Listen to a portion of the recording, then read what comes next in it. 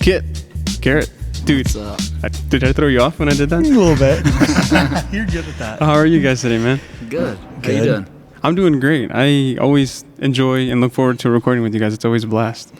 Yeah, what is this? Third? This is number 3. That's crazy. Yeah, and might be the most important one yet, right? I think so. What are we doing? Where are we? Can we just Good. jump right in? And because as the people can see, we are somewhere. We are somewhere. Yeah, we're definitely not where we normally would record, are we? So this is the new home of Invicto Futsal. Nice. Will be soon. We're working on... Yes, perfect. Yeah, so this has been a long time coming. We've been working on this for years and years and years. We've always been had to work with other people and that sort of thing with all the facilities we've been in. There's other tenants and so we've been for a decade now, I guess, or more. We've been like, man, we've got to get to a point to where we can have our own place. And so we did it. We're jumping off. Yeah. Nice. And it's difficult too because first you have to find the space, right? Like we were talking about that earlier. It's like finding a unicorn to find a facility like this that can house what we do, right? And not only house it, but let us maximize what we do. So I think finding this place, the timing was really good, right? We're so excited. What will having your own place mean for Invicto? I mean, it means a lot. I mean, the main thing is now people really get to come to our house, right? They get to come in and it becomes like a cultural center almost. Whereas at our other facilities, maybe it was maybe we could only be in from 5 to 10 or whatever it was. Now we get to really make this place what we're all about. So I think that's the main thing is making it this cultural center where people come in. It's the soccer culture, the Oklahoma City culture, because you can see the Capitol right out that window right there, which is super cool, right? That's one of the things I told Kid early on is dude, when you pull in, you can see the downtown area. I love that about it. So, and then on top of that is if you want to train 4, 5, 6 times a week, go ahead, you can come on in, so. Yeah, I think it's mainly just that we have the capability to run whatever programming we want whenever we want, which is because up until now it was what does our soccer family need, what does the futsal family need, what fits in their schedule and that sort of thing. And then after you figure that out, you're all right, well, now what works with the people that we have to work with, and because they have their own schedules and their own culture and everything else, and so we have to figure out, and then you end up everybody's a little bit short of what you really wish you could do ideally. And now it's what do our people need? Okay, well then that's exactly what's going to happen. We just have control over it, and so they get what they need now. So that's to me is the coolest thing. And we just get to he was talking about timing. The timing was good, I think, for us just moving into a building, but also the World Cup's right around the corner, and now everybody in Oklahoma City is going to have a spot behind you. We've got the bar area. There's going to be TVs in here. There's going to be World Cup watch parties. We want this to be a place where everybody can come, and we're going to try to, you have the World Cup games on. You can play futsal, but we can just make this a whole really cool atmosphere for that kind of stuff. So not only is it good timing just for the training we do, but also the World Cup is right around the corner. Right yeah. here. I feel bad for the people that, used to compete with you guys before this came around, because you guys were making do with what you had. Right. And now knowing that you have the keys to your own building must put the other teams on edge. You know what I mean? Yeah, if you guys are going to Spain already, what will this mean for the kids? Right. It's crazy, and shout out to you guys, man. Thank That's you. super exciting to see. You. Well, I think to that point, one of the interesting things to me, and I think we just kind of realized it recently is, there's things that are going on at the highest levels of futsal, and it used to be if something happened in Oklahoma, we were affected. Then it was if something happened nationally, we're affected. Now it's even there's stuff going on in Spain that's affecting us here on the ground in Oklahoma City. And so we've just now started realizing that, right? And so that's really exciting for us because, decisions are being made on this really large scale that, maybe it pushed back our timeline a bit and did some things.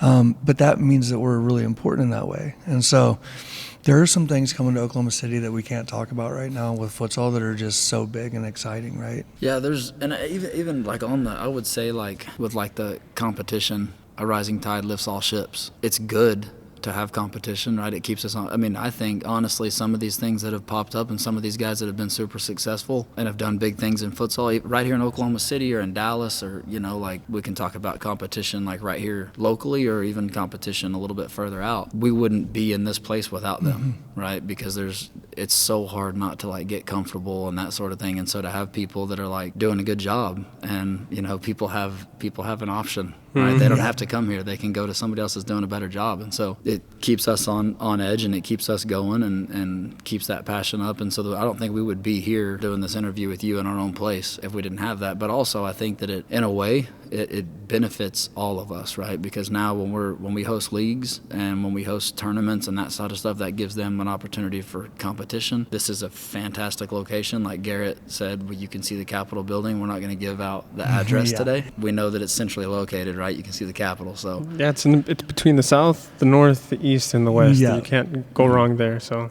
yeah. So it's a great location. It's gonna offer, you know, top level competition. We've made friends from Dallas and Kansas City and stuff Colorado that have already committed to coming to events, whether it's in here. Or we've also got some other spaces that we're looking to try to use. We were already using the convention center. State fairgrounds are in the works. We can't really say what we're gonna do yet. But the OG&E, what did they name it? Something OG&E. But yes. Well, the first year we did the OG&E Classic. Oh, yeah. No, we did the OG&E. Yeah, we did the OG&E Classic. I'm not sure who all's going to be involved in this, but I know it's going to be freaking awesome. And just to do anything with the people from State Fairgrounds is awesome, right? And so when you start putting together the people that are, and I don't think we can probably say who all's going to be involved either. Maybe we're jumping the gun a bit on that part, but I think I can just say probably that the people that are going to be involved with the stuff and trying to make the State Fairgrounds happen as a futsal location is going to be incredible. That'd be bananas. Yeah. That'd be bananas. Yeah. I don't know if people realize how big the Oklahoma City Fairgrounds are. They're huge. Huge. And so, yeah, there's a lot, and they're building stuff down there, and it's centrally located. Anytime you hear futsal and with like fairgrounds or futsal with convention center, you know, coming from where we started, it's massive. Yeah. We didn't even know how to spell it properly, you know. But talking about rising tides lift all ships, the other thing is like when we do go to Spain, because this guy's been basically living in Spain all winter. I was going to bring that up a while ago. I was like, but like when he comes back, then all of a sudden our leagues get better. So like even our competitors are getting better, because even if they have to come to our leagues and in our facility, the leagues are better because we're doing it more properly, right? And so yeah, when the competition in our industry is a bit different, right? So it definitely that's one of my favorite things about futsal, to be honest, as opposed to soccer, because I was in the club soccer thing briefly. And it had nothing to do with the club I was at or anything. I loved everybody there, and they treated me fantastically well. All that stuff was great. But I got the feeling that it became kind of difficult to like learn. I mean, obviously I could pay a bunch of money and go get a license, but I think we all know that just a piece of paper doesn't mean that you're a great coach, right? But trying to like, you know, get little secrets and learn, it can be difficult in soccer. It's such a competitive, like, cutthroat. It is, and there's a lot of coaches that are great, and if you get in with some of them and they'll bend over backwards for you, they'll help you do whatever. But as a super young coach at the time, I had his brother Evan, and he helped me out a lot, but it can be tough. It is a little bit cutthroat, I think. But in a lot of prides and a lot of egos out there in the coaching world. Well, everybody grew up playing it around here. Yeah, right. Yeah. Not everybody grew up playing futsal. And after they get done playing each other on the field, they go and coach against each other exactly. too. So, yeah. And we don't seem to like share well. I mean, we don't always like play nice. And so I think that but in futsal it's not like that. I mean, they're tip top of the futsal ladder is happy to give you, like, what do you need? I can come to Oklahoma City. They'll teach you everything you can do. And it's the same thing with us. Like, even with the competition here, like, we want everybody to be better. We just want kids to play futsal. So we want to do coaching education. We want to answer questions. We want to be as involved or uninvolved as everybody around here wants, and just try to make everybody better. The more kids that are playing futsal, ultimately soccer is better, and the culture here is better, and everything is just better, right? The more kids that are playing, the better they're going to be. So Mas Futbol. Yes.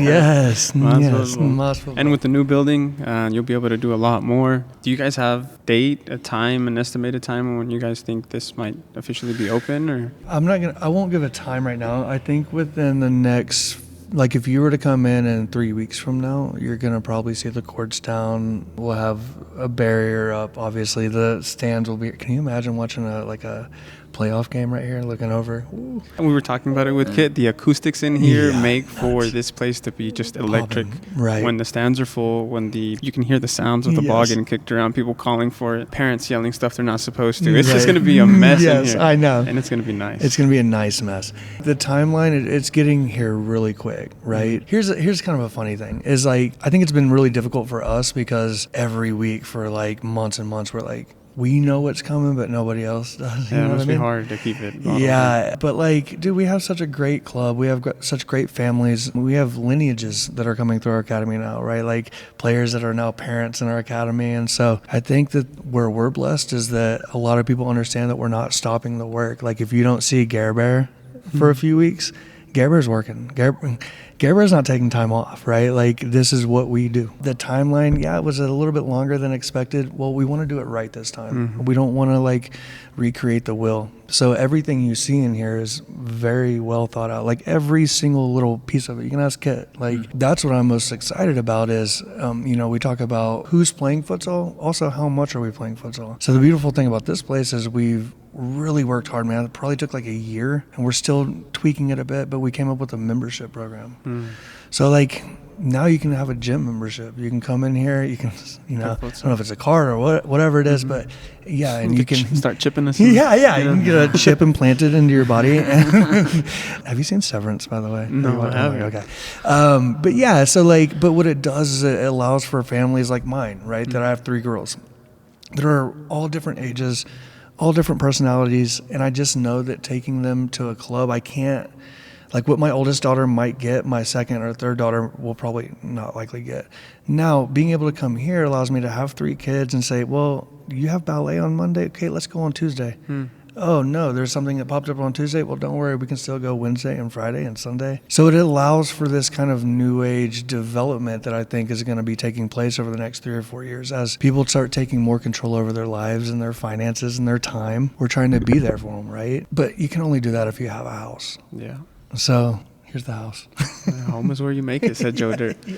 Hey, the other cool thing that probably it might be tough on like the camera to see is that we're sitting about 4 feet higher than what the courts. We were talking about like the energy and all that kind of stuff in here. The parents will be like on top of the game, like the fans. So we were talking a little bit ago, but it's going to be playoff matches in here when you're taking a corner kick and you got people 3 feet above you yelling, and it's just going to be insane. It's Tournaments. gonna be awesome. Yes. Foresee tournaments, a lot of practices here. Summer League. Summer League. Summer League will be the first probably big thing Yeah. that we do. We'll have that registration out pretty quick, but you're asking about the date. We will be operational in time to do, once soccer slows down and stuff, we're actually gonna change the way we're gonna set up leagues this year as well. That I think will be one of our big missions with this place is to be what everybody needs us to be. And we haven't had that freedom or flexibility before, but we will now. And so the Summer League is gonna basically fit in the gap of the soccer schedule. So that'll probably be the first big like competitive event, as we'll have league games in here, all summer long. So that's going to be pretty incredible. But I think 3 or 4 weeks from now, this place is going to be 180 from where it's at right now. And hopefully at least our Invicto kids and like some of the training and stuff. Like right now we were talking, we've got sessions going on, but we're utilizing Northwest Classen's gym right now for our sessions, which shout out to Eddie and Northwest Classen and Matt Ross and everybody over there for helping us out, because we've had a little bit of a stopgap here. So we moved out of Santa Fe South, and we're obviously waiting for this place to get up, and we've needed somewhere to go. We didn't want to shut down training, so we've been using that. Yep. No different from when you're selling your house, you're trying to move into a new one, Yeah. and now you're kind of stuck in between. Yeah, moving sucks. But that's why we wanted to do it absolutely right this time, right? We don't plan on moving. right? We plan on this being the place. Will we grow and expand? Of course, right? We do a lot of programming. Like I don't think the everyday person knows like the actual amount of futsal like we're doing on the ground like day to day. So that's what I'm excited to get back into is the training model because I do tons of training and I just haven't. I've been doing this. I've been playing accountant and The fun architect. stuff. Not the fun stuff. Not the fun stuff. Stuff that I've had to learn how to do, and Kit will tell you, I've just had to learn it. You know, I did it, and we put everything on hold, even as a family, like because my wife's studio is coming in. Did he show you? Well, that's what I was gonna say. This is gonna be a futsal place, but it's also going to be a place for other things. Yes. So you're gonna have the futsal. There's going to be. We talk a lot about the bar. We're excited about the bar. But what else besides the futsal and the bar is gonna be going on here? Yeah. So like that area over there, which they can't see, is it's gonna be called Brand House. So it's content, high level, advertising, marketing, pictures, whatever. Photography, sports photography. Yeah. And imagine a white Headshots. a white box. Yes. That you can control the lighting 24 hours a day. Just the whole sandbox. Yeah. So that will also be the headquarters for the Focus Project, which is my wife's 501c3. I'm going to save the best for last. Okay. And then over here, this is going to be a place called Stella North. Stella currently exists in Mustang. They do extensions, but it also have like a little retail area. What else am I missing? Oh, and There's somebody. Didn't we have somebody else in the? Yeah, That's right. We did have. There's one other. No, go ahead. And then we're going to have Mas Futbol Podcast. Dang. Didn't hit the right button, huh? I was totally expecting the applause. And I was too. But yeah, so and I honestly, how many tours have I given? Not very many, really. We're keeping this kind of secret. But when I give tours, it's family and friends. It's like, I'll take that first right and I'll be like, this is Mas Futbol. Which everybody knows who you guys are, who you are, right? And so everybody's very excited about that. But yeah, so we were looking for the who, not the what. I didn't come out and be like, hey man, let's put a podcast studio. Like that would have never crossed my mind. We wanted Ricardo, right? And like what you guys do. Same with over here. I was like, I don't really want to work with my wife every day. I'm just kidding. No, but her and her business partner, Jody, are fantastic. And then we wanted Tiffany, right? I'm at Stella. Kit's not getting extensions. I sure would love to see him. Right? So let's see him like an Edgar Davis just running around in the dreads. Well, I remember talking to Kit though and being like, hey man, and I was listening. I was like, okay, we got Ricardo, we got Tiffany, we got Cass. You met my wife, super nice. I was like, okay, and I was like, Sammy's coming on board. I was like, everybody smiles all the time. Right, and that's like this vibe, right, that's happening here. Kit will also tell you, everybody that we brought in has just been super excited, and there's this energy around it. So it's more than a futsal place, right? So it's gonna be a hub. And you guys ask how I feel about it all the time. I honestly don't know how I feel about it. It's kind of like what you said, though. You guys said it best. It starts with the home, and then you can start leveling up from there. Right. Ever since I heard the place is coming in, it's kind of tough to get excited. Yeah. Tame my emotions until it's here. And then now that it's here, I was talking to Kit and I was like, we can do this here, this there, this there. We can take pictures, have a sign up. We can have a feed that plays as the podcast being recorded. Heck, we can blow a hole through the wall and have a window so people can see. Yes. It's just crazy. So yeah, it is. And I love that energy, like what you're saying there too, because this was just supposed to be a concession stand, right? That's where it started, yeah. Yeah, but we've been developing facilities for over a decade, how many facilities have we been in? And so we've always kind of had the concept of can it be more than that? But that's how this whole place is I want to, when my kid comes into this place to be training, if I want a healthy choice to eat, I want to be able to get a healthy choice to eat. If I need an espresso because I'm tired, right, running around, I'm going to get an espresso. If I need a margarita. If I need a michelada, Oh, that, dude. So our micheladas are actually, it's interesting because we have a michelada slushie coming. No way. Yeah, they're incredible. We even got the seasoning salt on the rim. But my point is this should be a place where you're coming for futsal, but you're also just coming for a great experience. And that if we can provide a good experience, which is a staple of our methodology, experience over results, then they're going to be in for the long term, right? Yeah, I can't imagine inviting someone to record a podcast and them asking, where is it at? Oh, here's the address. I'll show you when you get here. Yeah. Take them right to the room, but then you're like, but wait, there's more. And then they walk into this and it's they're going to be flabbergasted. Yeah, you guys can have a drink while you do the podcast. Yeah. Possibilities. Hey, everybody's always, I mean, you bring all these people on, and I know you ask them all these questions, and it's like, we can talk about this all day long, obviously but I'm interested, and I think everybody else, I think a lot of people don't know, like, what does it take to do a podcast? And we sat in here for 30 minutes. Every time we've done this, you know, you're pulling everything out of bags, and you're loading up in your car. So what is, like, now that you have, like, a place where you can leave your stuff and you can bring people, what's difficult about the way you're doing it now? And, like, what do you think will be better about what you're going to have now that you have, like, your own space? The hardest thing had always been, like, finding a spot to record. And with that always came asking for permission. Hey, can I record at this time? Hey, can I record at that time? Oh, you can't make it, I'll reschedule. So I think that's going to be the biggest thing it'll kind of clear off my shoulders, is that now that if I want to record at midnight, I can record at midnight. Or if, you know, there is no one that I have to ask for permission to do it. Right.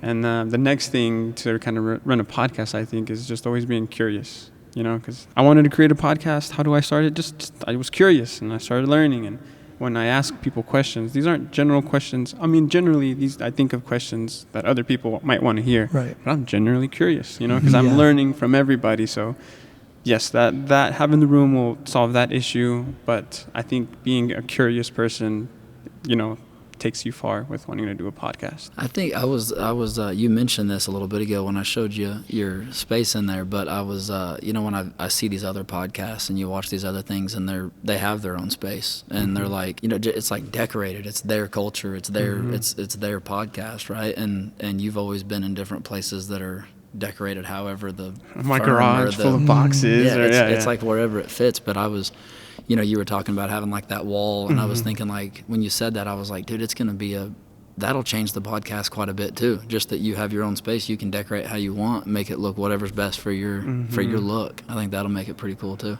A community wall where people that come and are a part of the podcast, you know, sign the wall and, hey, look who was here. And then before, I even thought maybe on the other wall, on the outside of the wall where people can see, that be the place where people sign or maybe hang up their pictures. So it can be like, hey, look, Hampton was here. Or, hey, look, the mayor was here. Hey, look, XYZ. And before you know it, you'll see hundreds of people here. And they're going to be like, well, how do I get here? You know what I mean? Maybe we can have a sign up for people that just generally want to get on. Or, you know, that's the thing about having a place, is all these ideas can come up. Maybe we can show people how to do podcasts. Maybe we can host a room for people to have their own podcasts if they don't. So that's interesting. You know what I mean? That's actually really interesting because, you know, our first company was called Sports House. Well, this new concept over here, it's Brand House. So what's cool about that is they have these different rooms. So, like, one of the rooms is the roasting room. So, like, if you're a new entrepreneur, you come before, like, a panel of people that have done it before, and they help you learn, right? They roast you a bit. The Shark Tank. Yeah. We're going to roast you. There's all sorts of different rooms they're doing, right? Like, how do you store your stuff? Like, as if you're a new photographer. But I like the idea of, like, teaching podcasting. This stuff is difficult, dude. I'm going to keep asking him, like, do you need help with anything? He's like, no, I'm good. Don't touch anything. Yeah, please don't touch anything. Let me make sure this camera's recording. Hang on. Hey, I do know, though, from helping Cass, like, so much, drag stuff around is, like, sometimes you'll want to, like, upgrade your equipment, too. And instead of upgrading it, you'll be like, nah, man, we're just going to have to carry more stuff around. Let's just keep it simple. I could see that. I think this will make a huge, huge difference in what you're able to do. And I think just, too, like, with Mas Futbol Podcast, but, like, the connection and the relationship we have with the Football Factory, too. I'm sitting there thinking, like, man, that World Cup is, like, we might not see that again in our lifetime. True. And I'm like, this is a massive opportunity to help the game and help all these kids. And, like, I mean, think about, like, my son's 9. And at this point, he doesn't realize how massive it is that the World Cup's coming here. But when he's 15, he will, if I make sure that I do a really good job of him getting to experience this here. And whether, you know, I'd love to get tickets, but I also don't know if that's in the budget. I've heard rumors. So I'm like, I don't know. But I'd love to take him to a game. That'd be incredible. But even if not, like, if this place is just popping and it's incredible, right? And we're watching all the games here, and we've got this relationship. We've got Mas Futbol Podcast in here, and we got Football Factory. Dude, we could make this place amazing in a World Cup game. I mean, think about, like, 94, right? No social media, like, really hard to find the games and watch them on your stupid TV. No watch parties that I was invited to, right? But still had a massive impact on the country. and the sport really launched it, in my opinion, right? And so now we have all these things, right? And so to your point, I'm really excited about that aspect, about the people that can't afford the tickets. How are we going to impact those people and make it last forever, right? To maybe where they're playing, on that field. Maybe not in America, like you said, it might never come here again. So yeah, that goes to the timing thing as well. We're just so grateful to be here by now, so that we can be talking about, well, are we going to have a World Cup watch party? Is that really going to happen? No, I think so. Definitely. Yeah, it's absolutely going to happen. So on top, and then afterwards, you get to go and play. Yeah. No. Absolutely. There's a lot going on right now, though, as well. I wanted to touch a little bit on high school soccer, if that's okay. Yes. Because you are the head coach of Southmoore. Mm-hmm. How has the season gone so far? Man, we started off great. I got a very solid team of mostly juniors and a few seniors. I actually have a very talented sophomore that gets a lot of minutes as well. He certainly doesn't play like a sophomore. Most people think, a lot of the coaches I play and stuff think that he's like a senior. He's a pretty good little, Gavin Miller is his name. He's a good player. Very good. But we return pretty much. Both of our outside backs will graduate. We've got a striker, Austin Hurt, that has scored a lot of goals for. He's a really important guy, team captain. He'll graduate.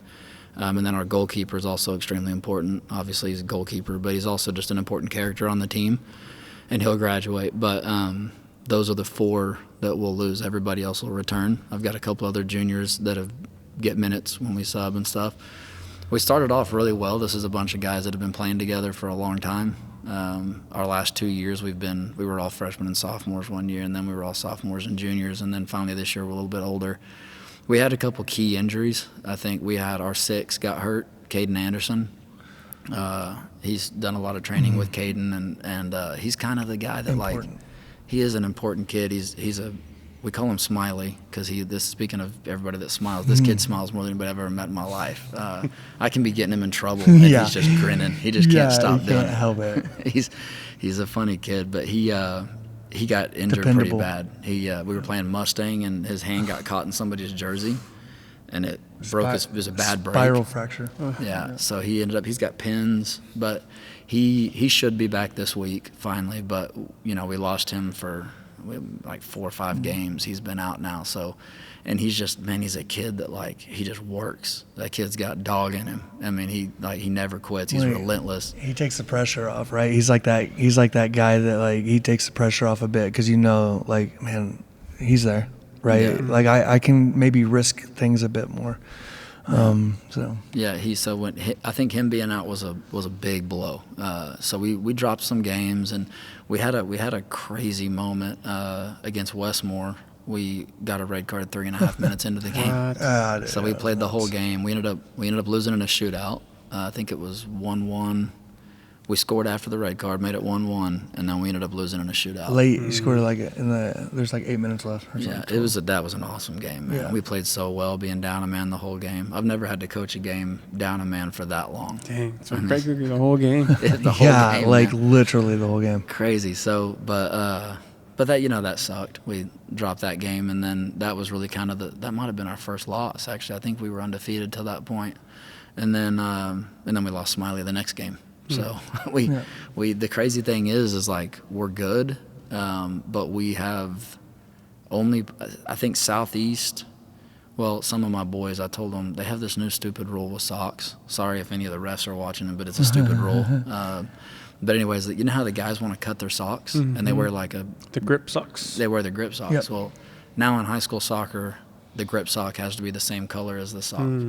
So, and the boys hate that. They want it to look cool.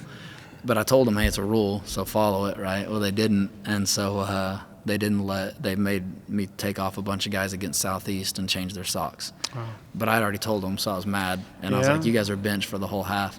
So Southeast, though, had to play us with our starting 11. I like how you're just well, that sucks. You guys are benched for the whole half. Yeah. Dude, you got to learn, you know what I'm saying? You were told, and so that's just the way the program runs too. Yep. I want them to understand that there are consequences, right? And so, but anyways, that Southeast played us with our entire starting 11. I don't remember. We won, but I don't remember what the score was.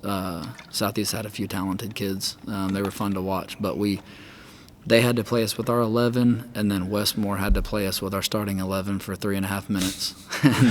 And outside of that, we haven't played with our starting 11. And so, I mean, like, not to make excuses, but that does. Locke's been gone a lot because he's had some success, obviously, getting to travel with the USYS team, so we missed him quite a bit. But then with Smiley being out, Miles was out for a while. Grayson was out, obviously. But it's just been like. Sounds like the best is yet to come. For sure, I think so. But the problem is we've dropped some important games now. We start district, we dropped some important games. I think Bixby beat us. They went up 1-0, and then we made it 1-1. They went up 2-1, make it 2-2, and then finally they scored the last goal, and it was 4-3. So. Well, I think it's really easy because I'm on the other side of things. Like, I'm not trying to get results in high school games, right? And so I'm not trying to get results in any outdoor games, actually. And so I'm always looking at it from this other angle, and I follow a lot of because we have a ton of high school kids. I mean, there might be some Sundays where there's 60 kids in training, there's right? And so I have now all these games are kind of streaming, right? So like, wifey knows, kids know. When high school soccer is on, I got it on the screens, and I'm watching. I think that what gets lost in the mix, we think so much about this because it is important, like the score lines in the district and conference and all that. But what really makes a special program is being a program, right? Like the intangibles that come from that. Who are the kids that are graduating? Who's staying in? Like you see that with Mustang, with Homer, right? Homer's done a great job. There's always been a good soccer culture there. What people don't realize, like with Southmore's relatively new school. Like it's not like been compared around. to the other schools, it's been here for a little bit of time. Yeah, so like to develop culture that quickly, I've got to watch Kit do it all these years, so it's been cool. But specifically with this group, I think the intangibles that they're seeing in the locker room and the successes they're seeing off the field are really what people should be looking at this year. And so I'm super excited just knowing a lot of the players and the families from that program. Super excited to see what happens next year. And then Austin, is he SNU or? Yeah. All of our seniors are. He almost did go to MACU. That's what I thought, yeah. He almost did go to MACU. I think Neil leaving probably changed that a little bit. But sure. All of our seniors that start are signed. Good. Wow. I mean, so there's some good players. Yes. But it's high school soccer's been interesting this year. The results haven't been super telling, at least in 6A. I'm a Weatherford Eagle at heart. I was raised in Weatherford and played at Weatherford, so I've been watching them. They're doing really well. So I've been paying a little bit of it, and Crooked Oak. I was at Crooked Oak, so I always keep a close eye on them as well. And they're just awesome, and there's some studs. I think that team they're gonna win it for sure. I try to tell people early on. Do we talk about Carlitos and Alex in every episode we did? Dude, it's because I remember Carlos when we first started Sunrise Soccer, and he was just yay high, and the thing with him was always just like, just be fearless. Now he's just a tank. Dude. He is a stud. He moves at a different speed. We love those kids, man. They've been in here since just after they could walk. Alex and Carlos have been in here so we take a lot of pride when they go and do all these incredible things, and this Crooked Oak team is... As a freshman, just a bunch of freshmen tearing it up, right? Man. And there's still more in middle school that are some studs. Oh, there's another futsal kid coming up in Crooked Oak. Zavi will be up. Well, I was going to say, I think that Victor Tovar is was coaching the middle school, and just to the point that, Tovar, Aiden's dad. Mm-hmm. Just to that point, though, is they got a middle school program. They got these players that are training and playing. They got a coach that knows what he's doing. Getting plugged directly into the high school program. Oh my gosh! I wonder, is Aiden will probably come in the same year that Zavi does. Yeah. So that's got to be next year. They've coached by their older brothers. Yeah, Crooked Oak's gonna have another couple kids coming in that are awesome too. That's crazy to think. It's not going to be fair. It's not going to be fair for 3A. Yeah, I actually think Gia and Miguel are also Crooked Oak. Oh no! Goodness gracious! Yeah. Chavez. Yeah. So I feel like we always start talking about Crooked Oak, even if it's on another podcast, like when we're on This Is Oklahoma, because it is just this cool little part of town though, where there is, again, going back to this, like we were saying at Southmoore, it's I think Crooked Oak may be the oldest school district in Oklahoma. Dude, it's been there, a long time. I could ask, I guarantee you he's not watching this, but the old AD and history teacher at Crooked Oak when I was there, Mr. Joe Roten, legend. He could tell you the day and the time that Crooked Oak became a school. I guarantee you. But I know it's been there a long time. You don't think he's gonna watch this? No, he's not a podcast watcher. Maybe a YouTube clip watcher. Yeah, you know? yeah. There maybe you go. somebody will show him. Yeah, maybe his kids or something. And where did you go to high school? The Science Academy. What about middle school? Same. Same. They're in the same building. And they had middle school soccer, right? Or no? They did not. Well, what they would do is they would sign us up for like an indoor season. Interesting. We'd play at Hat Trick at the time, and during the December time of the year was when high schools teams would sign up, and that's what would be it. And then my 10th grade year was when they first had soccer, high school soccer. Whoa, really? So we were there. Our first pretty game. Special. Yeah. We played. Who did we play? I think we went to Elk City. First game. Drive then, huh? Went 5-2. Nice, dude. Yeah. Javier and I would put the team on our back. Javier went to Dove. Mm-hmm. Oh, wow. Fun years. But I always would wonder, what if I would have gone to Capitol Hill and gone to 6A? Or is that where you would have went? That's where I would have gone to. But at the time when I was at Dove in middle school, a lot of the Cuervo guys that I was playing with ended up going to Northwest. So I would have ended up going to Northwest, but right. It didn't happen. Man, crazy to think that there wasn't junior high soccer, and now junior high soccer is huge. Yeah, now they have Instagram pages too. Yeah. It's like now it's crazy. What I want to see is middle school state championships. Interesting. Yeah, that would be cool. I was talking to the athletic director for Taft. Nice. And they I guess, some people are talking and they want to have. Man. They have esports. They have all the state for esports in middle school, but not for soccer. So. Hey, you talk about, because we did, we would do a lot with OKCPS. We do a lot with PAL, right? Mm-hmm. I can't remember when the Taft boys were in. That may have been our last. I think we had the Taft boys actually in our, and that's a group right they there. were really good. Really good. Yeah, they were good. And they won it, I think, didn't they? I think so. Yeah, they did win it. Yeah. Yeah. Well, what I love to see, and you see it, like, again, I always say this about futsal, but it'll really highlight your strengths and weaknesses, like, almost immediately. My favorite thing to do is because now that we get to kind of supervise leagues, we used to have to be so hands-on. Like, you would see Kent reffing, like, all the time, right? Like, teaching people how to play. Yeah, like, it's so hands-on. Now we get to supervise a bit. But what I see is, like, my favorite thing is when a coach is struggling at the first, and then they start making corrections, and you can see them from week to week to week, from week 1 to week 8, them changing, right? And so, like, I just point that out because it was that coach from Taft. There was a few coaches that were just, like, so instrumental in, right, like, actually learning themselves. It was just super cool to see. That's Eric Perry Parker. Yeah, like that's him, the athletic director. Yeah, I had him on a few he's episodes cool. ago. Yeah, cool guy. And you guys help run the high school, not the high school, but the between the public school leagues, right, as well too, which has been really successful too. I can't wait to see what that'll turn into. But it's gonna be bigger next year for sure, and I think we can probably say we're expanding to middle school as well. So you had the OKCPS league, and then there was a couple schools that didn't jump in on that.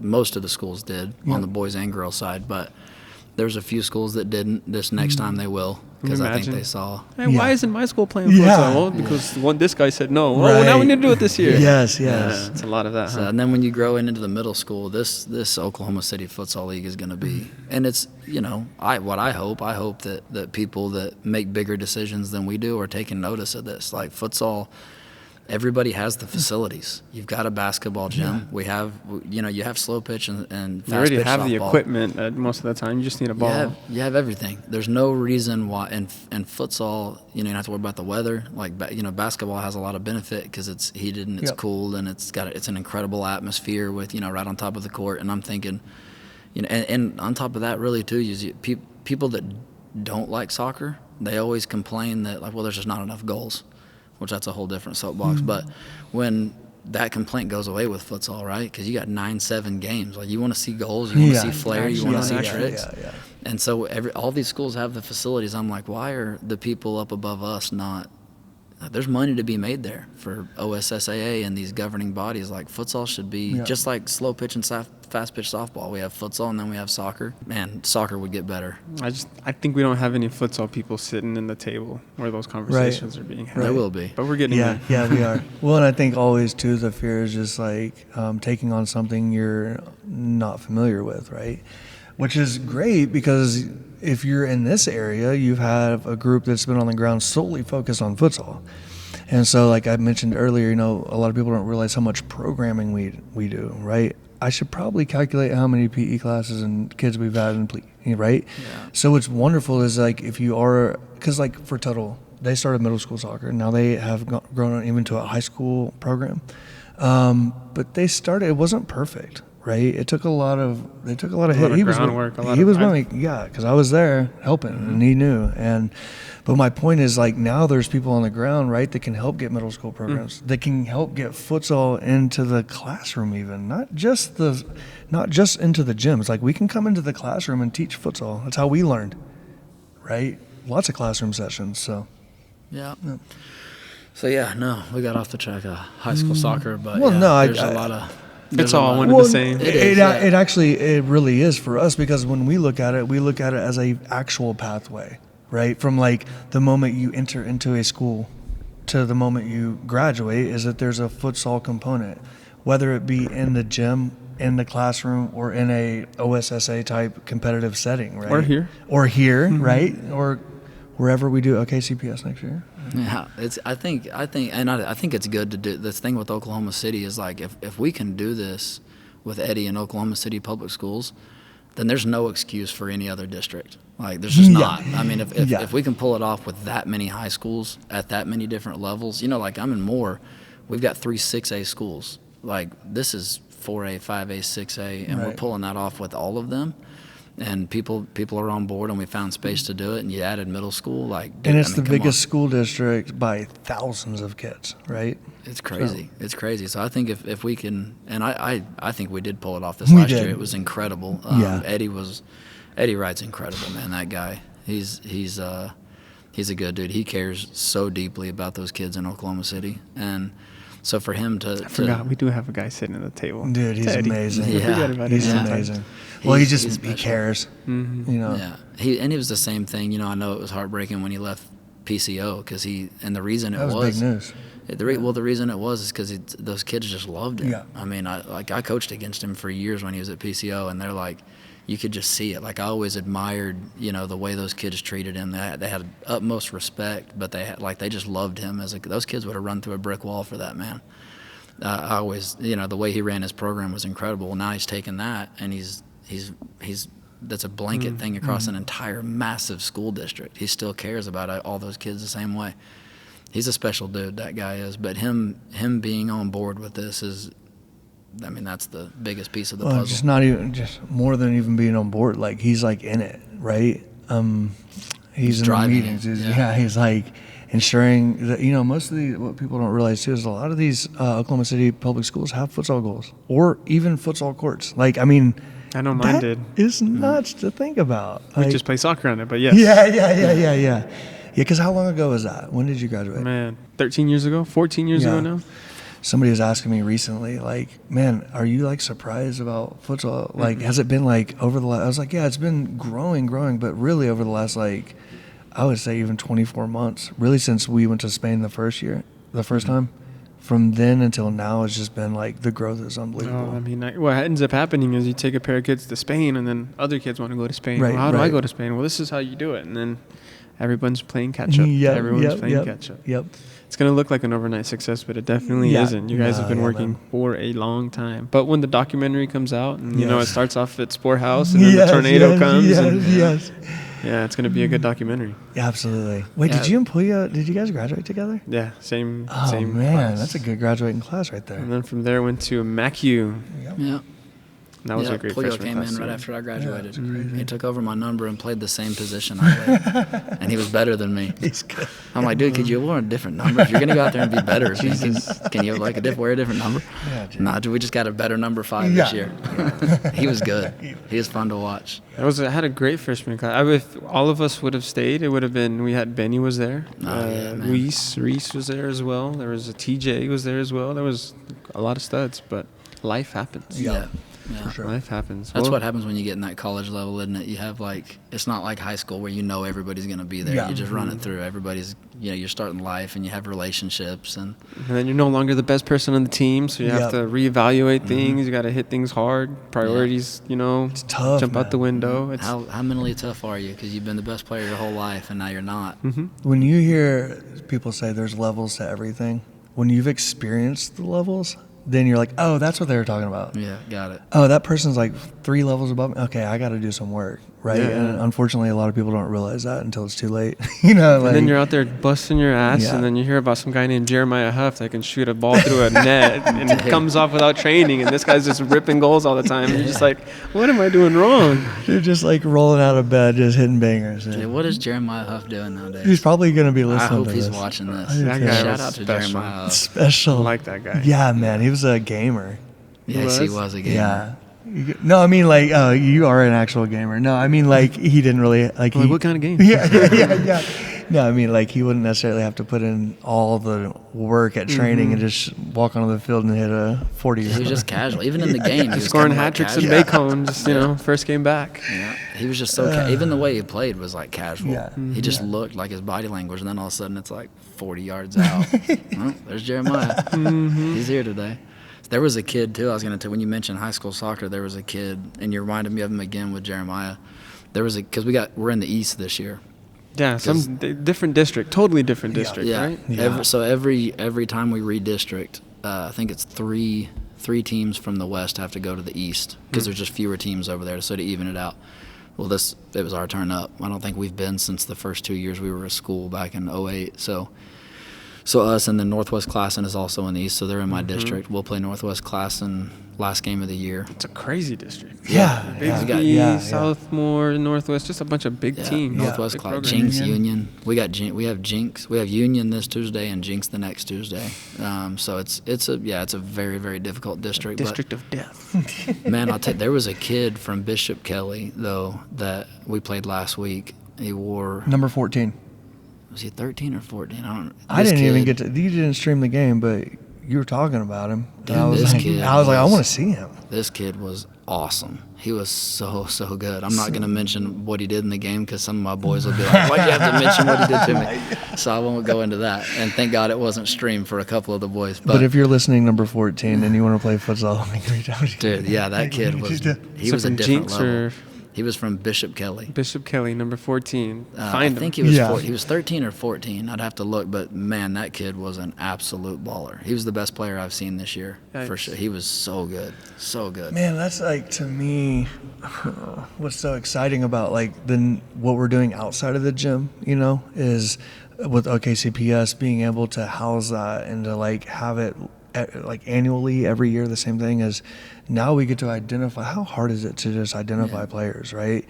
I'm sitting there because of Kit and these guys I know watching all these high school games, but then I have another level of this where I also have friends that coach college, and I have a brother that coaches college.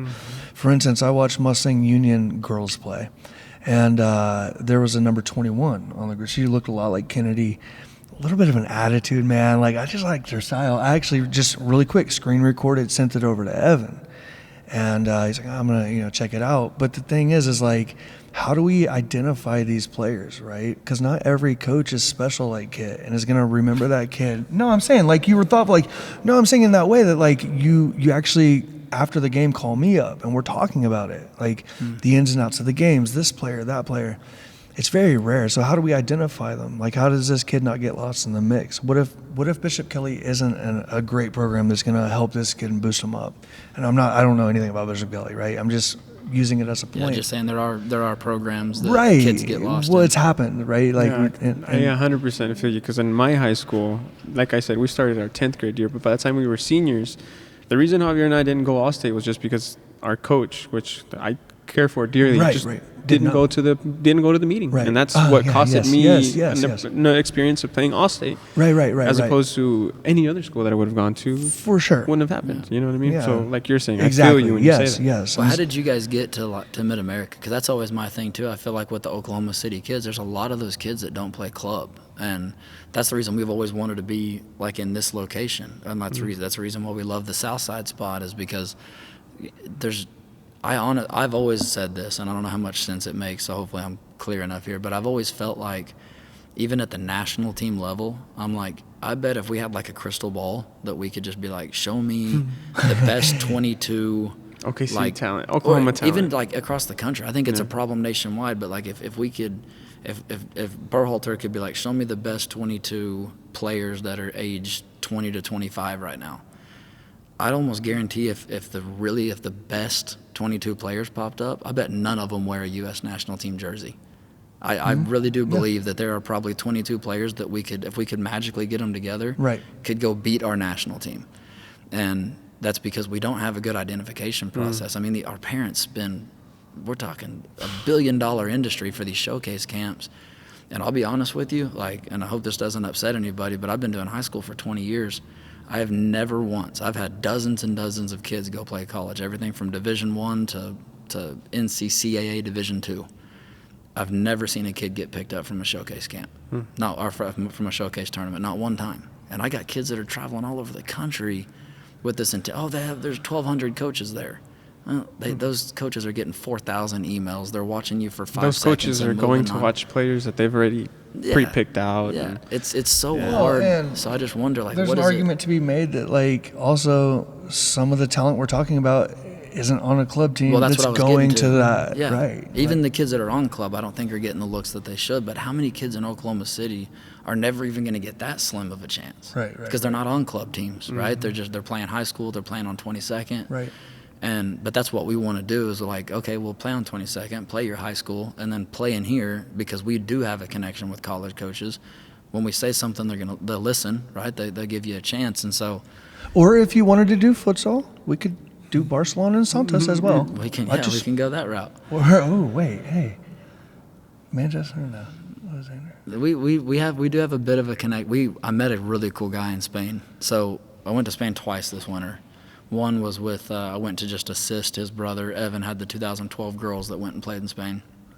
Awesome experience for those girls. To think that a bunch of girls, that 2012 girls are playing, they get to play Benfica. It's like crazy. Wow. But yeah, that was cool. But I went with that as like an assistant, and then I went back as one of the coaches for what do they call that? My mind just went blank. Futures. Futsal Futures. Golly, I should have looked at here. Futsal Futures. So the kids that go to this national training camp that we had at the convention center, the top ones get selected, and then they get to go to Futures in Spain, and they stay there for a week. Barcelona kids come train with them. It's a really, really cool experience.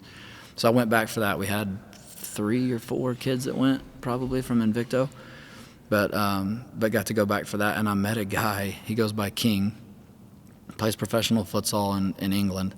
But dude, I've never met a guy like this. This guy was an absolute character. But dude, just awesome. And he trained. We were talking about Kobe Mainu. He's like showing me on his phone, like he's got Kobe Mainu's contact in his phone. He's like, so because Kobe Mainu came through Manchester futsal with him. He was Kobe Mainu's coach. And remember Zidane Iqbal? I think United just sold him this last summer, but he was one of the young guys coming up through too. He's trained all those guys in his futsal gym. Nice. So the crazy thing is even in England, a lot of these top players that are coming up they come from futsal roots. It's just crazy because it wasn't like that in England. It was more like South America and that kind of thing. But yeah, we've got a connection there too. We're actually looking at right now. We're hoping to get.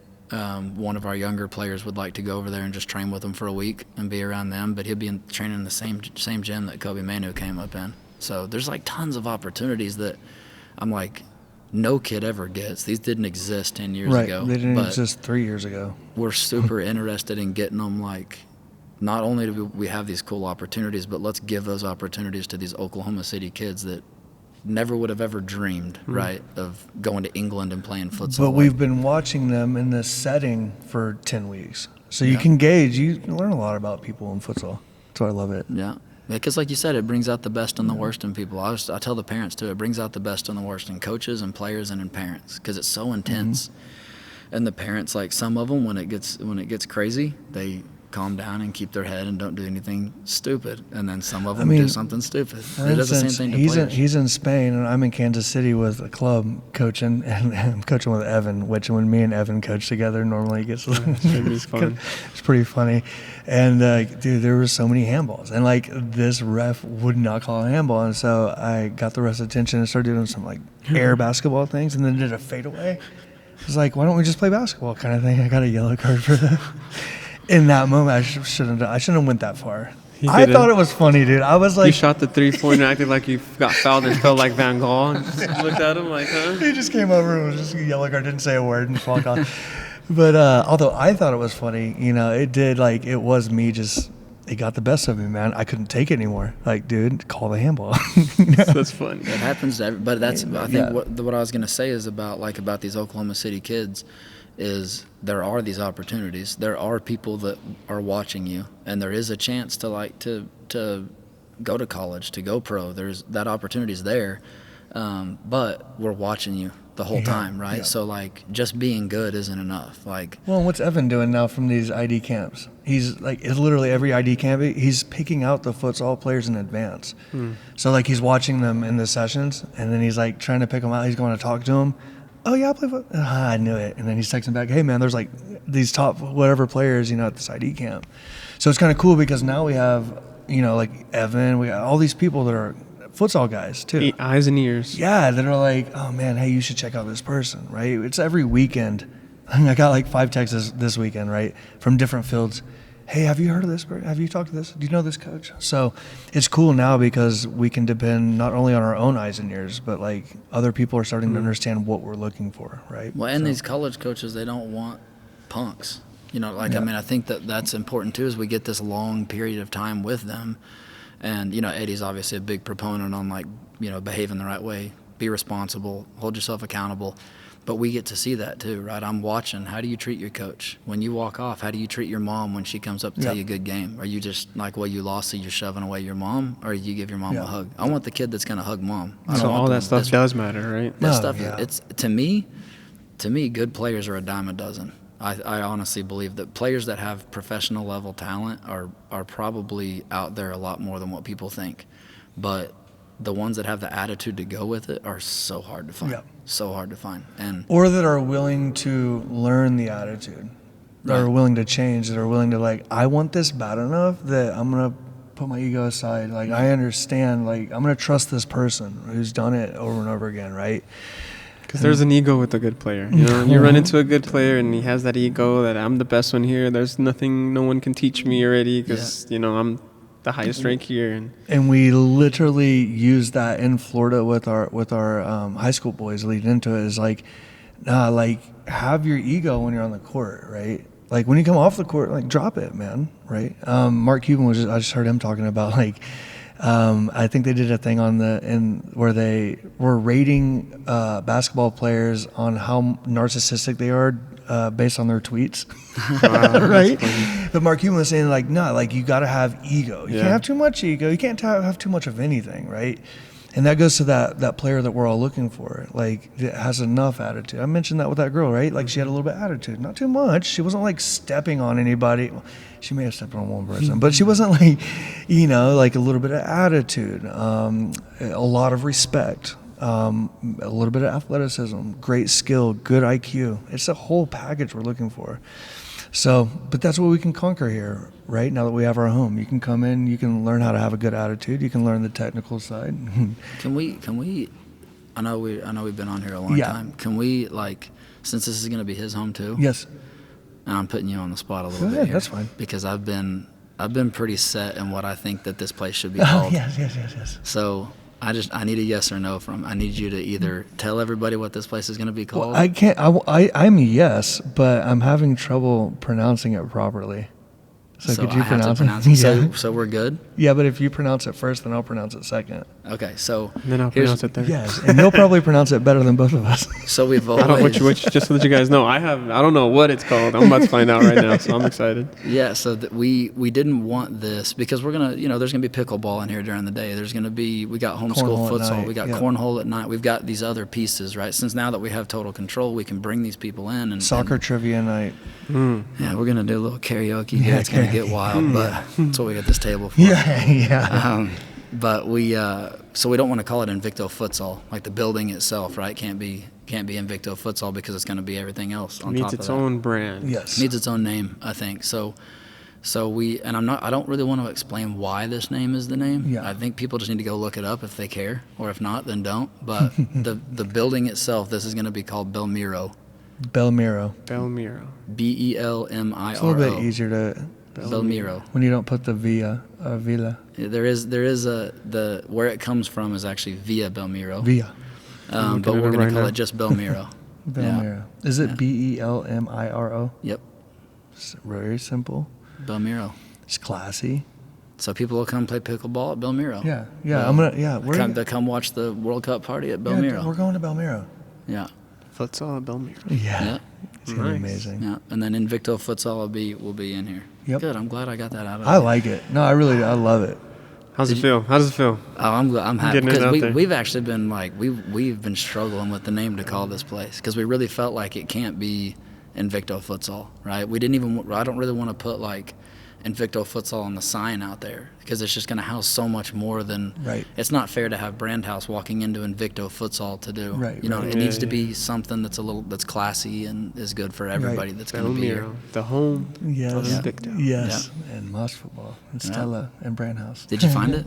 It gave me just multiple matches, really. I'd have to look it up, but the first thing that comes to mind is a Portuguese entrepreneur and musician. It's not that one. No.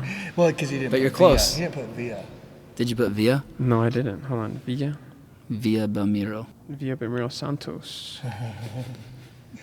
Villa.